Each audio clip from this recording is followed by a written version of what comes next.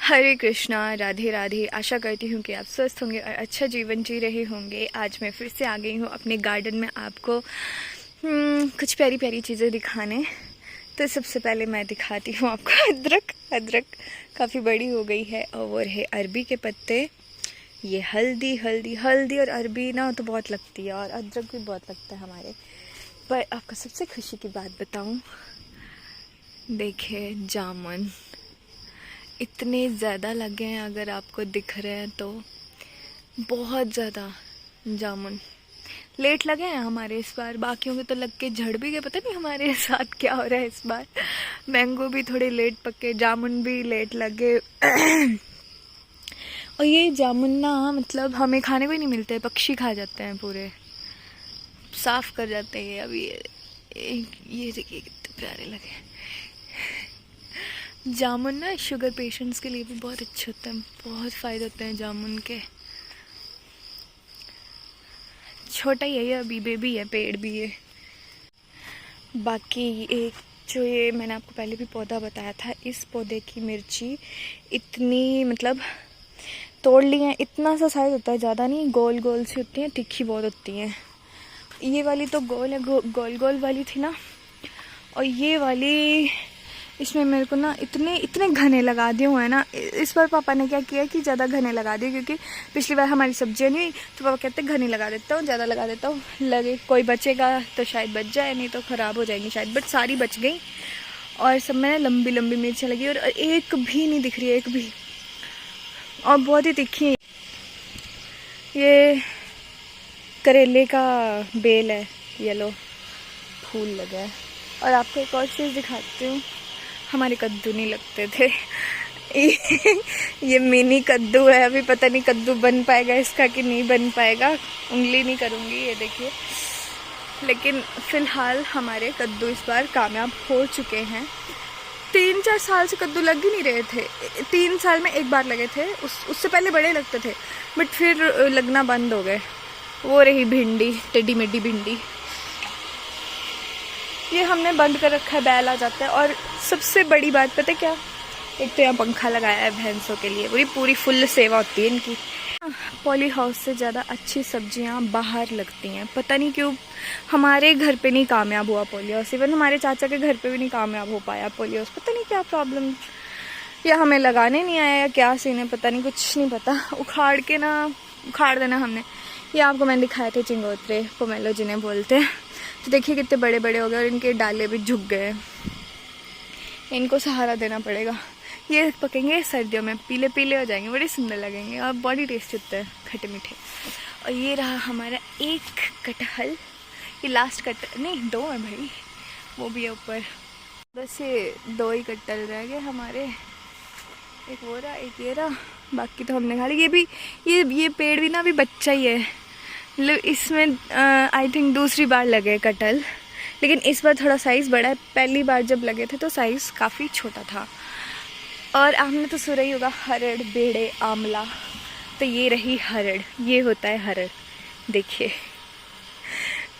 घर पे मतलब उगाया ना हमने, तो लग गई है ये। एक इसका डाला तो मेरे भैंस के बच्चे ने तोड़ दिया था, मतलब गलती से टूट गया था, उसने पता नहीं खींचा जोर से और वो डाला ही टूट गया उसका। इधर से बांधते थे हम बच्चे, काफ़ी जोर में, वो अब बच्चे तो नहीं बोल सकते उन्हें, लेकिन वो थे जोर में। तो ये देखिए हरड़ी लग चुकी है हमारी, ऐसा होता है कुछ हरड़ का पेड़। और ना दोस्त मैं आगे नहीं जा पाऊँगी क्योंकि यहाँ पे ना गौशाला का पानी आता है और बरसातों में ना यहाँ से हम पार नहीं कर सकते। बट अगर आपको दिख रहा है तो ये मौसमी है, बड़ी ज़्यादा मौसमियाँ लगती हैं इसमें। और ये भी छोटा सा ही है, बेबी है ये भी। बाकी चलो मैं आपसे थोड़ी देर में मिलती हूँ, कुछ बातें करते हैं, कुछ डिस्कस करते हैं। तो अभी रख रही हूँ मैं वीडियो, ये वाली बंद कर रही हूँ और कुछ जानकारी शेयर करते हैं। तो हरे कृष्णा दोस्तों, तो मैं आपसे कुछ डिस्कस करना चाह रही थी। जैसे कि आप जानते हो कि आजकल ना एनवायरनमेंट में बहुत से चेंजेस हो रहे हैं, बहुत ज़्यादा चेंजेस हो रहे हैं। और हो भी किसकी वजह से रहे हैं, हम इंसानों की वजह से ही हो रहा है। कभी हम पूरा पहाड़ गिरा दे रहे हैं खुद की सुविधाओं के लिए, कभी कुछ कर दे रहे हैं, तो जो हम नेचर को जो दुख दे रहे हैं ना, तो वो फिर हमें ही वापिस आ रहा है। ये कर्मा है एक तरीके का, आप कह सकते हो। तो देखिए, आप जैसे जानते हो कि इस बार बरसातें जो है ना बहुत ज़्यादा जल्दी आ गई हैं और बहुत ही ज़्यादा हुई हैं, और जिससे कि फ्लड बहुत ज़्यादा आया। आप देख सकते हो दिल्ली में क्या हाल था, वृंदावन में यमुना जी का जल स्तर कहाँ तक पहुँच गया है, और हिमाचल का ब्यास रिवर, जो कि मैं हमेशा आपको दिखाती आई हूँ, बहुत बहुत नुकसान हुए हैं। और पंजाब का एरिया भी इस बार पूरा पूरा पानी में डूबा हुआ था। तो क्या है कि जो ये पानी है ना, ये रुका हुआ जो पानी है, इसकी वजह से बहुत बहुत बीमारियां फैल रही हैं, ठीक है। तो जो है इन बाढ़ की वजह से जो है जो बीमारी फैली है, जो आई हुई है, वो है आई फ्लू यानी कंजक्टिवाइटिस जिसे हम कहते हैं, और पिंक आई भी इसी बीमारी का नाम है। जी हाँ। तो अभी आजकल बहुत ज़्यादा फैली हुई है आई फ्लू। तो कुछ लोगों को ना ये मिथ रहता है कि शायद आई फ्लू जो है, हम अगर किसी की आंखों में देखेंगे जिसको आई फ्लू है, तो उसको आई फ्लू हो जाएगा। यानी कि मैं मान लीजिए मुझे आई फ्लू है, और अगर आप मेरी आंखों में झांकेंगे तो आपको आई फ्लू हो जाएगा। ये सबसे बड़ा मिथ है, ऐसा कुछ भी नहीं है। जी देखिए, जैसे कि अगर आपको आई फ्लू है ना, और अगर आप आंखों को ज़्यादा टच करते हैं, और फिर मान लीजिए आप उन्हीं हाथों से दरवाजे का हैंडल खोल रहे हैं या कुछ भी कुछ चीज़ पकड़ रहे हैं, और बाई चांस वो किसी और ने पकड़ लिया, तो वो बैक्टीरिया की वजह से, जो बैक्टीरिया आपके हाथ में आ जाएगा, और फिर अपनी आंखों में लगाओगे, ऐसे हाथ लगाओगे, तो उसकी वजह से आई फ्लू फैलता है। ये मिथ है कि आप अगर मेरी आंखों में या किसी और की आंखों में देखोगे जिन्हें आई फ्लू है, आपको आई फ्लू हो जाएगा। जी नहीं। अच्छा, दूसरी बात ये है कि आई फ्लू का कारण तो मैंने आपको बता दिया कि ये रुके हुए पानियों की वजह से, जो ये एनवायरनमेंट चेंजेस हो रहे हैं, बैक्टीरिया ये सब, उनकी वजह से आई फ्लू फैल रहा है। और इसके लक्षण क्या हैं?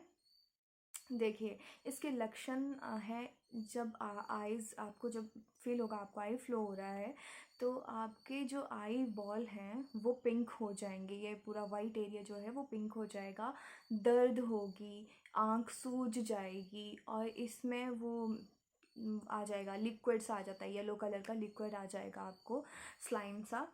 और फीवर भी हो सकता है, बच्चे हैं तो फीवर होना मतलब हो सकता है, बच्चों को ज़्यादा हो सकता है फीवर।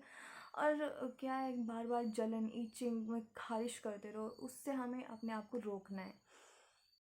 तो यही सब लक्षण हैं आई फ्लू के। अगर बाई चांस आपको लगता है कि आपकी आंख रेड हो रही है, इचिंग हो रही है, तो आपने ये नहीं सोच लेना है कि आपको आई फ्लू ही है और आप खुद से दवाइयाँ ले लो केमिस्ट के पास। नहीं, आपने सबसे पहले डॉक्टर के पास जाना है, उनसे कंसर्न करना है। आई टेस्ट होंगे आपके, अगर आपको आई फ्लू आता है तब डॉक्टर आपको आई फ्लू वाली मेडिसिन देगा, क्योंकि ज़रूरी नहीं है कि आई फ्लू से ही आपकी आंख रेड हो सकती है, अदर डिजीज़ भी हो सकते हैं, अदर इन्फेक्शन हो सकती है, एलर्जी हो सकती है, आंखों में हो जाती है कई बार, जिससे हमें रेडनेस हो जाती है। तो खुद से दवाइयाँ नहीं लेनी है, और हमें एंटीबायोटिक भी देंगे, क्योंकि आंखों की भी अपनी एक इम्यूनिटी होती है, उसको भी हमें सही करना होता है।